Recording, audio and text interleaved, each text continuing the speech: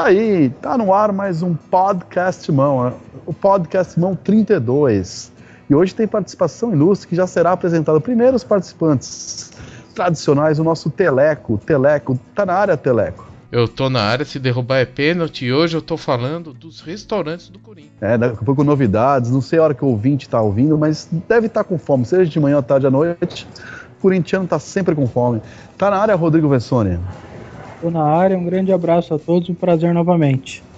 Tá certo, e eu estou ancorando esse podcast, Simão, porque Marco Belo, o nosso viajante Marco Belo, ao contrário de Marco Paulo Del Nero, Marco Belo pode viajar. Ele saiu do país para cobrir Brasil e Chile, por isso não está participando, voltará no podcast Simão 33. Mas hoje com a gente um convidado ilustre, Alex Tobias, da Rádio Memória Corintiana. Tá da, negão? Ô, Vitão, alô Vessone, alô Teleco, um prazerzaço estar com esse time. Um abraço ao Belo também, né? O grande Marco Belo. É um sonho estar com vocês aqui, uma honra enorme. Brigadão.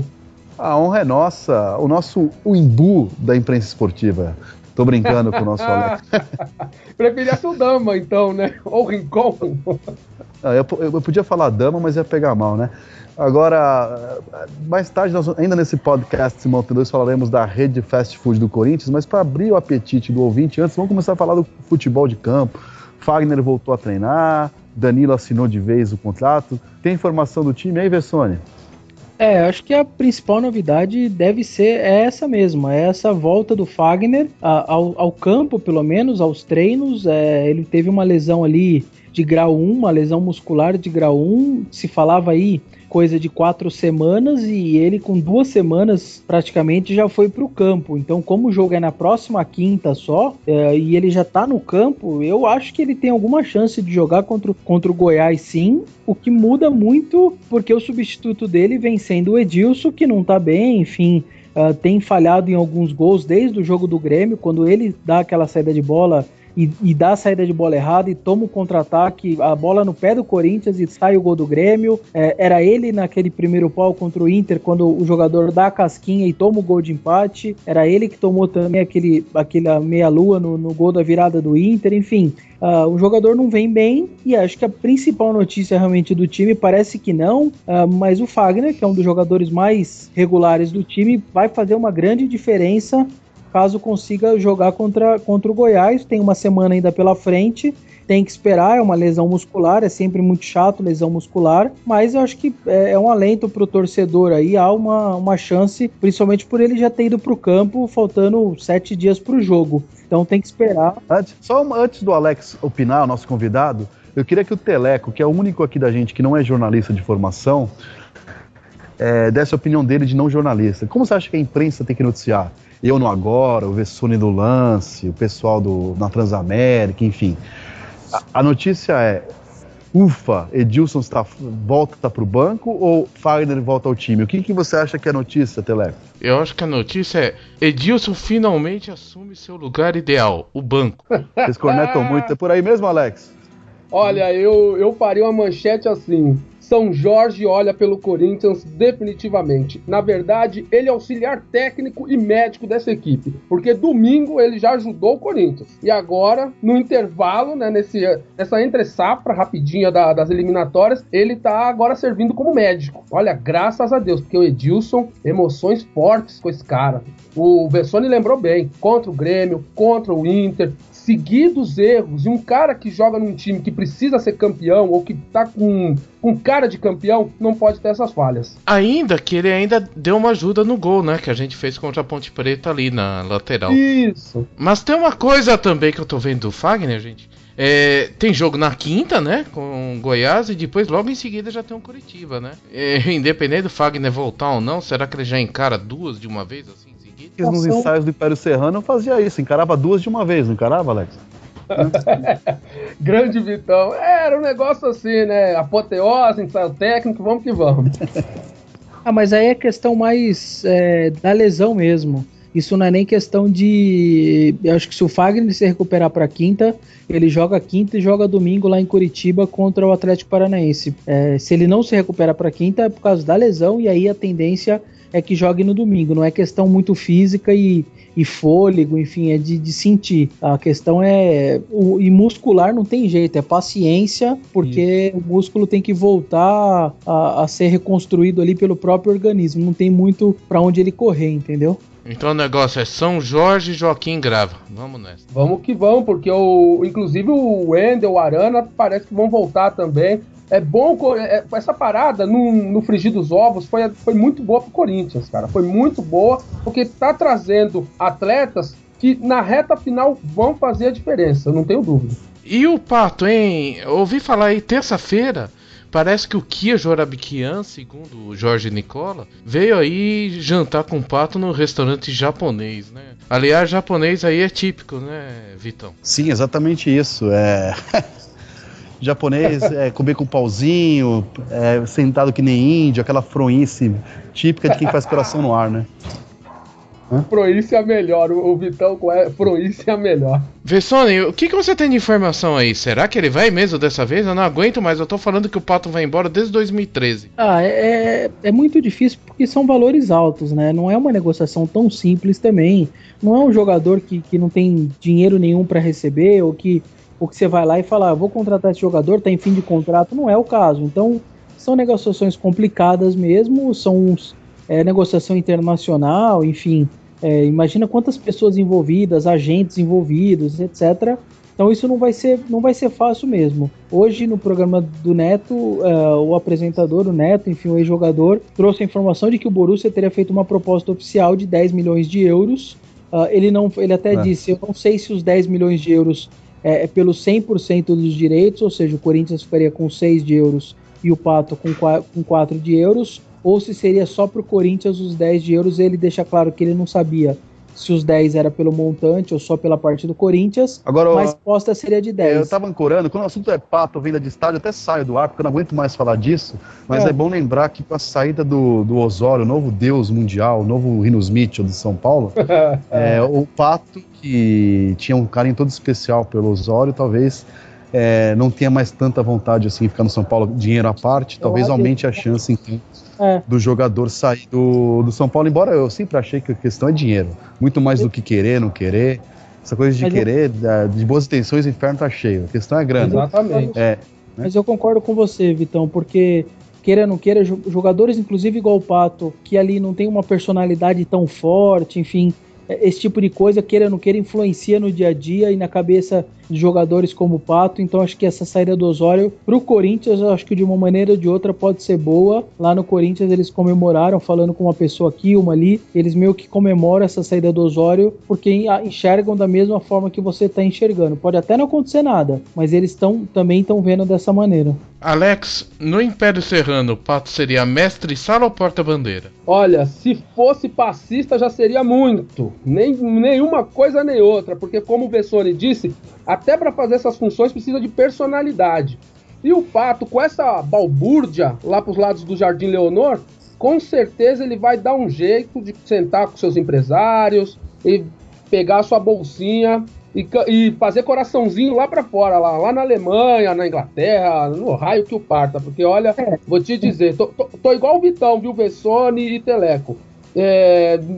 Eu, como corintiano, não aguento mais essa história, cara. Chega a ser chata pro torcedor corintiano, que torce pra uma venda. Uma coisa eu espero, agora, só, que André Sanches, só uma coisa, Vitão, uma coisa eu espero, que o Andrés, o Roberto, enfim, a diretoria, não queira aí recuperar, não, só vou vender se for 15 de euros, 12 de euros. Com certeza não pode fazer isso. Querer valores absurdos e perder chance de negociá-lo por um valor um pouco menor, etc. Porque se vier um valor de 5, 6, 7 de euros, que parece que não é muito, mas se você colocar 800 mil reais de salário, que era aquela loucura que eles assinaram na época, vezes 13, que é os próximos 13 salários do ano que vem, 12 mais o 13º, então você tem que pôr isso na conta. Nós estamos falando já mais quase 10 milhões a mais o ano que vem. Então você já tem que pôr mais 2, 3 de euros ali, 2 de euros ali nessa brincadeira toda, 2 e alguma coisinha de euros. Então você já tem que pôr isso na conta também. São quase 12 milhões que você tem que pagar o ano que vem. Então que se chegar a 6 de euros, você, na verdade, você não tá chegando uma de 6 de euro, já tá chegando quase 8,5 de euros, porque você tem que pôr o salário que você vai ter que pagar 800 pau por mês durante 13 meses para ele. Então, que eu acho que não pode perder qualquer tipo de oportunidade. Se querer barganhar muito e não der certo, a próxima janela já vai ser uma janela que faltam 4 ou 5 meses para ele, e aí ele vai falar, então faltam 4, 5 meses e daqui a pouco eu vou pegar o meu 100% do dinheiro para mim, eu não tenho por que acertar com ninguém, aí o Corinthians vai ficar sem nada. Então eu acho que o Corinthians também não pode querer barganhar tanto agora nessa janela não. Alô, dirigentes do Corinthians, escutem o Rodrigo Vessone, pelo amor de São Jorge. Olha, gente, só uma coisa. Foi falado em 15 milhões, 10 milhões de euros. A situação, o Vessone falou uma coisa que é bastante clara. A janela de vender o Pato bem passou agora. Na próxima, no meio do ano, é aquela janela que não é a principal, e na outra ele já pode assinar de graça. Então, realmente, vai diminuindo com o tempo. Qualquer 8 milhões de euros, 7 milhões de euros, para quem gastou 15, já é um bom negócio para o Corinthians agora. Recuperar a bobagem que foi contratar o Pato é irrecuperável. Agora é minimizar o prejuízo, como foi minimizado ao emprestar para o São Paulo, que pagou 400 mil reais, 800 mil reais mensais. A questão agora é minimizar o Pato e fazer qualquer coisa para ele não voltar para o elenco, porque ele voltando para o elenco, além de aumentar a folha salarial, vai trazer problemas para o grupo, que vai jogar Libertadores, enfim, está disputando o título, mas a vaga Libertadores é certa, é uma pessoa que não é querida por ninguém no grupo, no Corinthians, vai trazer problema, enfim, é pegar o dinheiro que for possível agora, não adianta, que a bobagem já foi feita, a bobagem foi feita lá no Japão, quando abriu as negociações com o Pato em 2012. Agora é minimizar isso, essa pelo menos é a minha opinião, queria saber se os colegas discordam.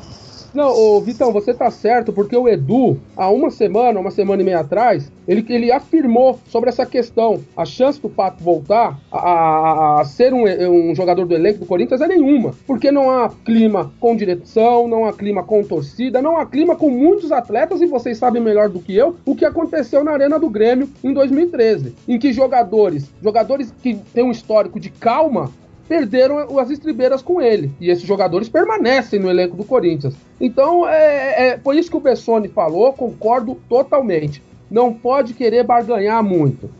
Analisa sim, olha para os cofres do clube, mas não pode ficar querendo escolher muito. Pintou oportunidade, faz um negócio. Agora, já que falamos de coisa ruim que é o Pato, vamos fazer um intervalinho em coisas ruins, depois voltamos a falar de coisas boas. Antes, Teleco, fala para o nosso ouvinte como faz para concorrer à Flâmula, né?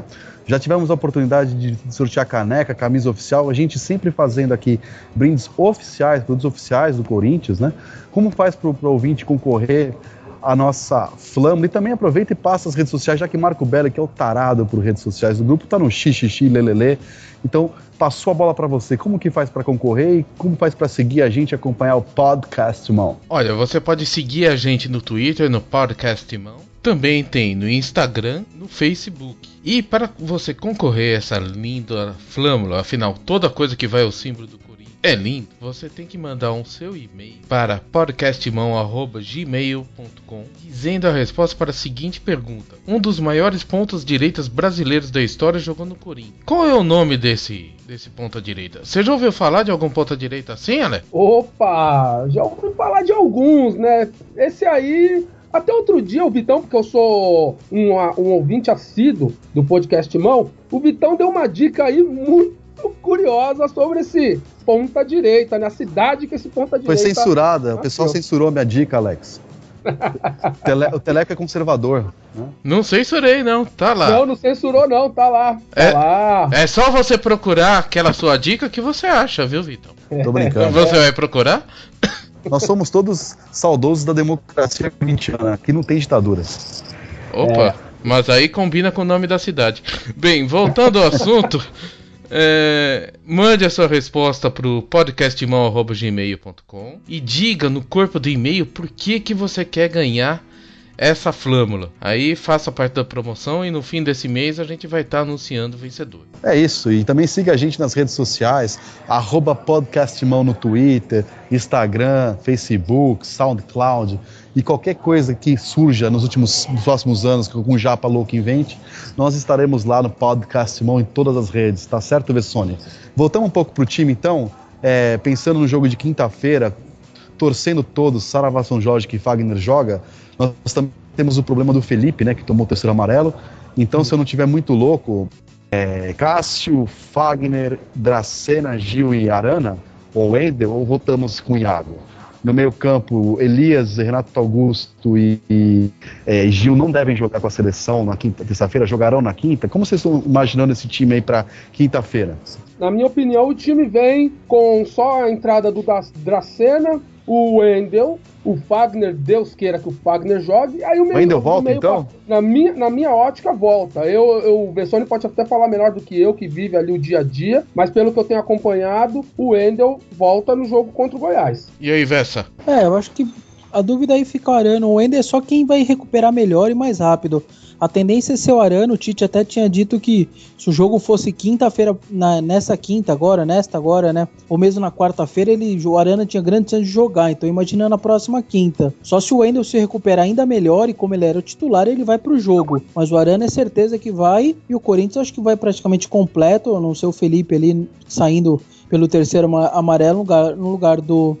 jogando o Dracena, e não tem que pensar em outro resultado, obviamente, 3 pontos, é o Goiás em casa, joga depois do Atlético, o que não é muito legal. O Tite disse que o certo seria os dois jogarem o tempo inteiro, sempre até o final do campeonato, simultaneamente, o que não é sempre muito ruim jogar depois. É óbvio que se o Atlético não ganha, por exemplo, do Inter na quarta, você sabendo que você pode abrir 7 de novo, 8, se no caso perde, por exemplo, você joga muito mais tranquilo. Ao mesmo tempo, se o Galo ganha, por exemplo, você sabe que você está entrando ali a 2 pontos, você já chega um pouco mais apertado. Então, de uma maneira ou de outra, acho que o Tite está certo. Era melhor que os dois jogassem sempre de maneira simultânea, pelo menos psicologicamente, você faria um jogo mais tranquilo. Então, mas o Corinthians tem a obrigação, obviamente, de fazer sua 13ª vitória em casa e se manter como o melhor mandante do campeonato, porque vai estar diante do Goiás, estádio cheio, enfim, não tem nem o que pensar. Mas já colocou o Iago na zaga? Porque ele andou quebrando o galho do Tite, jogando como lateral, tudo, e aí ele estaria na posição dele. Será que não era a hora do Tite retribuir o esforço que ele fez, jogando fora de posição para ajudar o time? Olha, eu não teria nem contratado o Dracena. Teleco, tem uma coisa que chama de administração de elenco. Você destrói seu elenco se você começa a fazer esse tipo de coisa. Edu Dracena vai lá todo dia, segunda, treinando, fica lá de segunda. A hora que vai a oportunidade dele, ele improvisa um menino. Improvisa não, porque o Iago é zagueiro, mas tira o menino, que é a quarta opção, na verdade, na zaga, ultrapassa o terceiro, que tá lá treinando, mais experiente, que vinha jogando, sempre na ausência desde o começo do ano, na reta final do campeonato. Você destrói seu jogador, você perde o seu terceiro. Se esse terceiro ele tem amigo no elenco, esse amigo já sente o baque junto, e você vai vir uma bola de neve. E é por isso que o Tite consegue administrar os seus jogadores, porque ele tenta sempre manter essa coerência de seus jogadores. O próximo vai jogar, enfim, e não tenta não ultrapassar e colocar um quinta opção na frente do segundo. A gente acha muitas vezes que está errado, que se o quarto está melhor que o segundo, teria que jogar. Enfim, a gente sempre discute isso, mas é a maneira que o Tite sabe levar o grupo e a maneira que ele conduz isso, a gente tem que respeitar. É a maneira que ele vê o futebol e é assim que ele age. Ninguém pode negar que ele tem conseguido muito bem. Veja aí o sucesso do Corinthians na condução do grupo que ele tem nesse da mal. Eu concordo com o Vessone, mas o erro não é agora. O erro é contratar o Dracena, que é um ex-jogador de atividade, já era quando foi contratado, uma contratação absurda. Se ele tivesse bem, o Santos não teria liberado. É um jogador que não tem mais condições físicas de jogar. Toda vez que ele entra, ele compromete o esquema. Foi um erro, né? O Corinthians vai ser campeão brasileiro, acredito que será. Isso não apaga que contratou muito mal esse ano. As 3 grandes contratações foram Christian, Wagner Love e Dracena. Os três grandes erros, na minha opinião. Essa é a minha opinião. Não sei se os amigos concordam.